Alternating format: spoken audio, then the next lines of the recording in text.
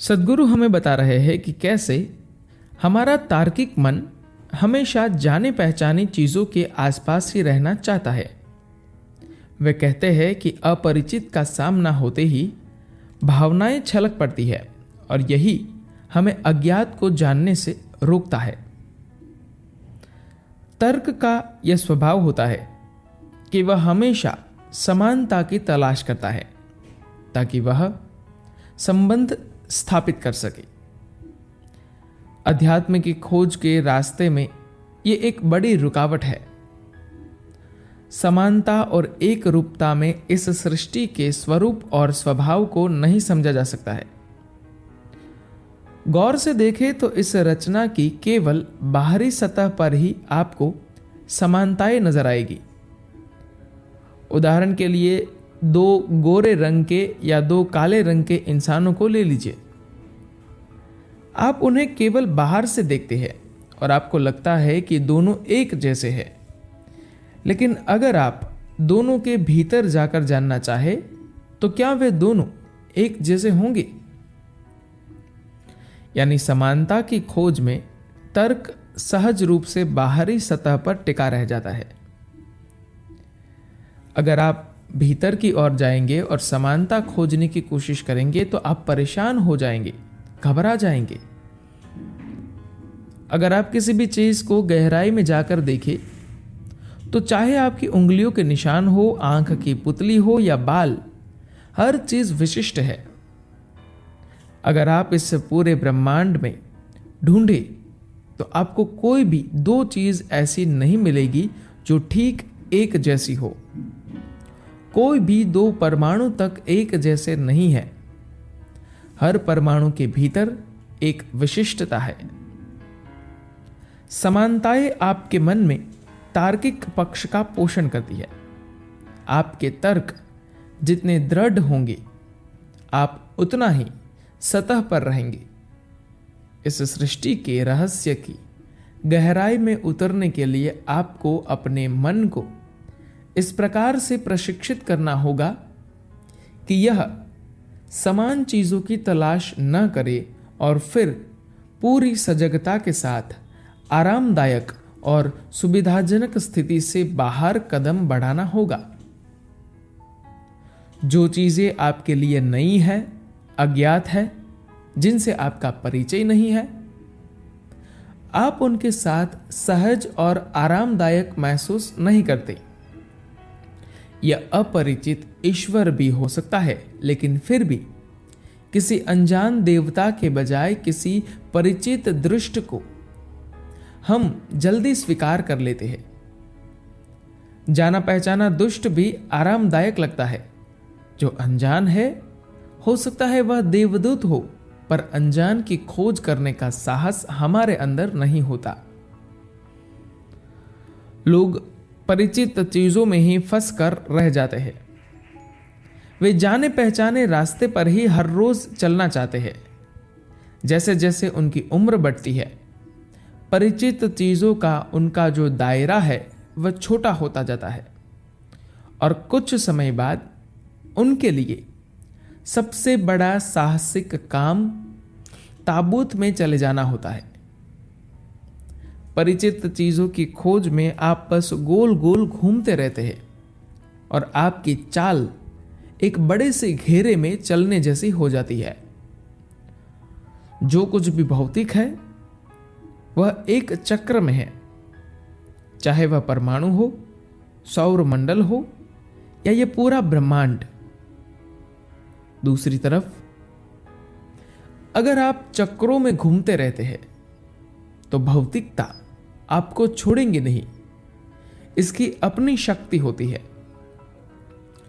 आगे बढ़ने के लिए एक अहम कदम यह हो सकता है कि आप अपने मन को ऐसे विकसित करें कि वह केवल परिचित चीजों को न खोजे। यह संसार से संन्यास तक की यात्रा है। संन्यास का मतलब साधु हो जाना नहीं है। इसका मतलब है चक्र को तोड़ना। संसार का मतलब परिवार नहीं है। इसका मतलब है बार बार एक ही चक्र को दोहराते रहना। जब आप परिचित की तलाश करते हैं तो आप हमेशा समानता या संयोग को ढूंढते रहते हैं। एक किस्सा सुनिए। शंकरन पिल्ले का बेटा स्कूल गया। अध्यापिका कुछ शब्द दे रही थी और बच्चों से उसका अर्थ पूछ रही थी। उन्होंने पूछा, संयोग का कोई उदाहरण बताइए। शंकरन पिल्ले के बेटे ने अपना हाथ उठाया और बोला, मेरे पिता और मां दोनों का विवाह एक ही दिन हुआ था। छोटा सा बच्चा असली बात भूल रहा है। उसका अस्तित्व इसलिए है क्योंकि उसके माता पिता का विवाह हुआ। उसकी उत्पत्ति का यही स्रोत है। वह अपनी उत्पत्ति के स्रोत को नहीं समझ पा रहा है और बस उस तारीख को समझ रहा है जो उसके माता और पिता दोनों के लिए समान थी। दुर्भाग्य से भौतिक विज्ञान में भी लोग दो चीजों के बीच संबंध स्थापित करने के लिए ऐसे संयोगी को ही ढूंढ रहे हैं। यह चीजों को देखने का एक तरीका है, लेकिन यह बाहरी सतह तक ही सीमित है। यह इस अस्तित्व के गहन पहलुओं को ढूंढने की कोशिश नहीं करता है। आप अपने चारों तरफ हर चीज को देखेंगे, लेकिन आप उनके स्रोत को, इस सृष्टि के स्रोत को नहीं देख पाएंगे। अपरिचित क्षेत्र में कदम बढ़ाने के लिए आपका शरीर पूरी तरह स्थिर होना चाहिए। साथ ही आपकी भावनाएं भी जबरदस्त तरीके से संतुलित और स्थिर होनी चाहिए। स्थिर का अर्थ उबाऊ और अचल नहीं है। स्थिर भाव का यह अर्थ कतई नहीं है कि आपके भीतर प्रेम नहीं है, करुणा नहीं है। स्थायित्व का मतलब भावहीनता नहीं है। अगर स्थायित्व नहीं है तो दिमाग स्वाभाविक रूप से परिचित चीजों की ही खोज करेगा, और अगर आप अपरिचित क्षेत्र में कदम रखेंगे तो आपके भाव छलक जाएंगे। आप स्थिर होंगे तभी आप अपने भीतर रस को थाम कर रख सकते हैं। मगर आप अस्थिर हैं तो आप अपने भीतर बड़ी मात्रा में रस को लेकर नहीं चल सकते। अगर किसी के भाव गंदे हैं तो इसका मतलब यह नहीं है कि भाव अपने आप में कोई गंदी चीज है। मानव जीवन में भावनाएं सबसे मीठी चीज है। वे आपके जीवन को बहुत खूबसूरत बना सकती है। पिछले कुछ सदियों में खासकर पश्चिम में भावनाएं लगभग खत्म हो चुकी है। यही वजह है कि लोग प्रेम से वंचित है। वहां हर चीज गणना से चल रही है। शादी करने से पहले ही वे लोग ये तय कर लेते हैं कि कल को अगर अलग होना पड़ा तो कैसे होगा। इतनी ज्यादा गणनाओं के साथ आप भावनाओं की खूबसूरती का आनंद कैसे ले पाएंगे। भावनाओं को एक खास किस्म की स्वच्छंदता चाहिए। नियंत्रित भावों के साथ आप प्रेम से लबालब होने के आनंद को महसूस ही नहीं कर पाएंगे। आपको ऐसा होना चाहिए कि आप हर चीज को प्रेम के साथ देख सके। प्रेम आपसे जुड़ा हुआ मामला है, किसी दूसरे से नहीं। अगर आप चाहे तो आप एक कुत्ते से भी प्रेम कर सकते हैं, किसी भी पुरुष या स्त्री से प्रेम कर सकते हैं, पत्थर से या ऐसी ही किसी दूसरी चीज से भी प्रेम कर सकते हैं। यहां तक कि सिर्फ आंखें बंद करके भी आप प्रेममयी होकर बैठ सकते हैं। विवाह का अर्थ यह है कि दो इंसान एक हो जाना चाहते हैं। अगर इसमें गणना होगी, अगर आप इसमें कोई करार करने की कोशिश करेंगे, तो शुरुआत में यह एक समझौते की तरह चलता रहेगा। लेकिन कुछ समय के बाद ही एक ऐसे व्यक्ति के साथ अपने तन, मन और भावनाओं को साझा करना आपके लिए कष्टकारी हो जाएगा, जिस पर आप संदेह करते हैं।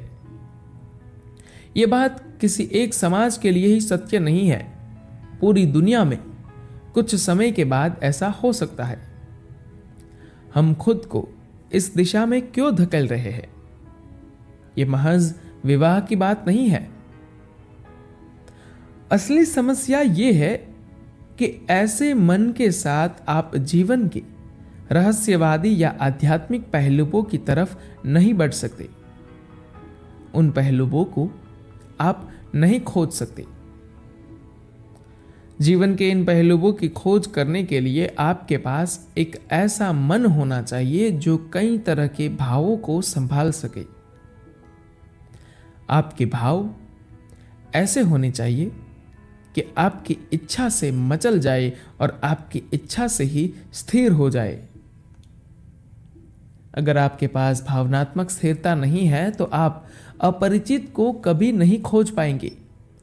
और जैसा मैंने कहा, अगर आप अपरिचित को नहीं खोजते तो सुरक्षा तो बनी रहेगी, लेकिन आप रहेंगे बाहरी सतह पर ही। अगर हम बाहरी सतह की ही काट छांट करते रहे लेकिन जड़ की ओर ध्यान ही न दे तो इसके परिणाम कुछ समय के बाद दिखाई देंगे। इसका एक उदाहरण है इन दिनों नजर आने वाली बेहुदा गतिविधियां। लोग निकलते हैं और दूसरों को भून डालते हैं। पुरुष युवाओं के साथ तो यह खासकर हो रहा है। आपने उन्हें जरा सी छूट नहीं दी कि वे या तो नशीली दवाओं के आदी हो जाएंगे या दूसरों को गोली मार देंगे। वे खुद को इस ओर धकेला गया महसूस करते हैं क्योंकि हर दिन उन्हें 60 मील प्रति घंटे की स्पीड से गाड़ी चलानी है। हर दिन उन्हें काम पर जाना पड़ता है। हर महीने अपने बीमे की किस्त देनी पड़ती है। ये सब चीजें उनके भीतर एक अलग तरह की सनक पैदा कर रही है। पुरुष स्वभाव इसे पसंद नहीं करता। समाज को हम जितना ज्यादा अनुशासित बनाने की कोशिश करेंगे उतनी ही अधिक वहां के लोगों में खुद को या दूसरों को नष्ट करने की इच्छा बलवती होती जाएगी। जरूरत से ज्यादा अनुशासन का परिणाम खराब ही होता है। ऐसे में युवा उन्मादी और खुद को नुकसान पहुंचाने वाला कदम उठाना चाहेंगे। अगर इससे भी काम न चला तो वे किसी दूसरे को नष्ट करना चाहेंगे।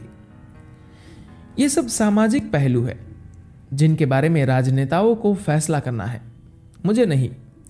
लेकिन अगर आप जीवन के अंदरूनी पहलुओं का अन्वेषण करना चाहते हैं तो आपको ऐसे मन की जरूरत है जो अपरिचित की खोज कर सके। अपरिचित को खोजने के लिए सबसे पहले आपको अपने शरीर और भावनाओं को स्थिर करने की जरूरत है। साथ ही आपको अपनी ऊर्जा संरचना को भी शक्तिशाली बनाना होगा। इस स्थिरता के बिना आप जीवन के अपरिचित क्षेत्र के बारे में जानने की सोच भी नहीं सकते।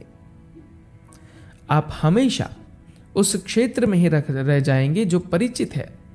लेकिन याद रखिए कि जो परिचित है वह आरामदायक है, पर इसमें आप ऊब कर ही मर जाएंगे। अगर आप उत्साह और उत्तेजना से मरते हैं तो एक तरह से ठीक है, लेकिन आप इतनी शानदार सृष्टि में रहते हुए बोर होकर मर रहे हैं, यह तो अपने आप में बहुत बड़ा गुनाह है। धन्यवाद।